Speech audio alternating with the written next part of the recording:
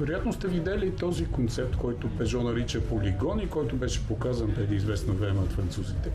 Това, което не знаете за него, е, че това, и го знам от няколко сигурни източника, е всъщност следващото Peugeot 208 и ще влезе в производство още през 2027 година.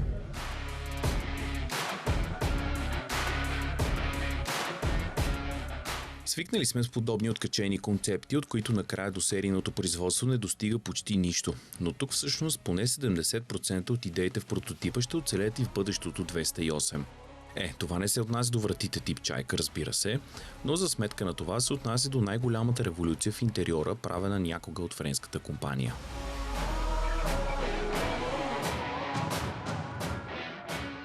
Ето е тази революционна промяна.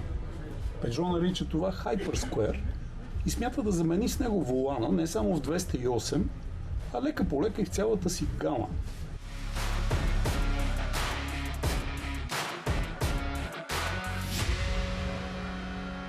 Революцията не е само във формата на този правоъгълен волан с 4 отвора, в които са скрити функционалните бутони.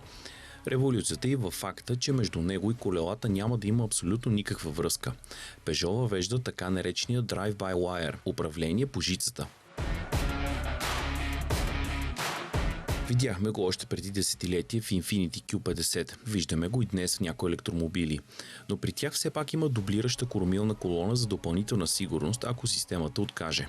Тук кормилна колона няма да има. Вместо това ще има два работещи заедно електромотора, така че дори при отказ на едини управлението няма да пострада. Hypersquare ще има необикновено голямо предавателно число, така че ще ви е нужен по-малко от един пълен оборот, за да завъртите колелата от край до край. При обикновените автомобили това отнема средно над 3 пълни оборота.